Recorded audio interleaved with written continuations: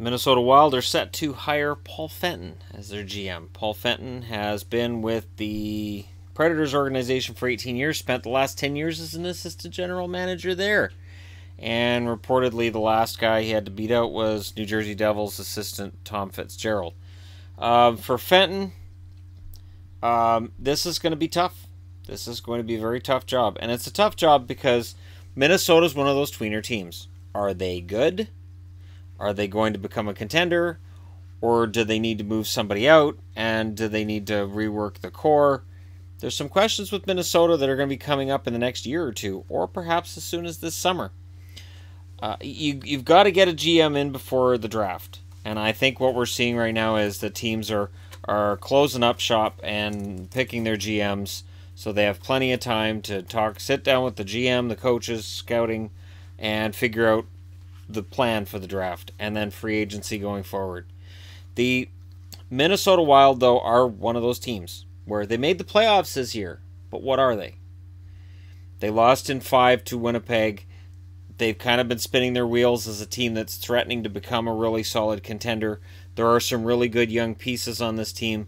There was a career year this year by Eric Stahl, which we have to look at critically and say, can he repeat that next year? Probably not. If he falls back to 30 goals, who picks up that slack?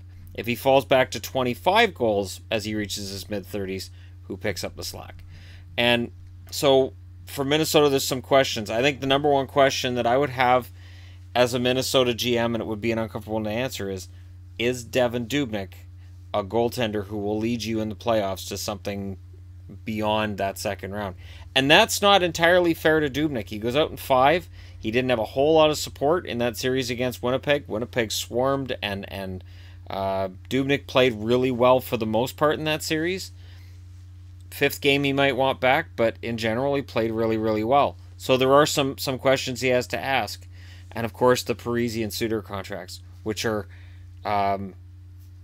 giant issues in Minnesota. And yet those are contracts that at the time that they got done were seen as a signal that Minnesota was for real and they were going to start competing for Stanley Cups and they were going to be great. And that's part of the reason why I'm wearing a Ryan Suter jersey, because these jerseys are popular.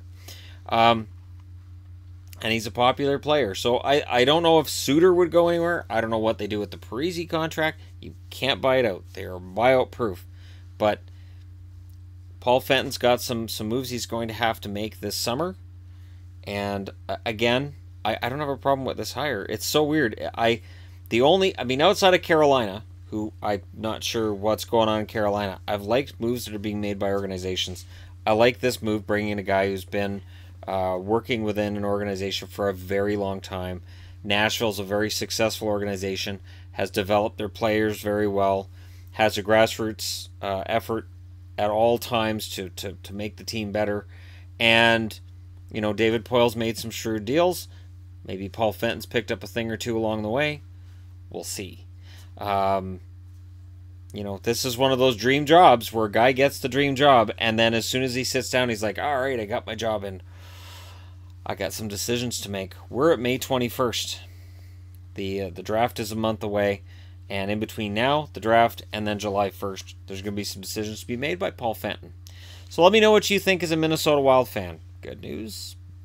Iffy news? How was there somebody else that you might have thought would have been better? That's the kind of question that we ask ourselves when somebody's hired to a job like this. And then we see where the chips fall. Let me know what you guys think, though. Hit like and subscribe if you're browsing your way through. You just happened upon this video. Thank you guys so much for watching. I'll talk to you again soon.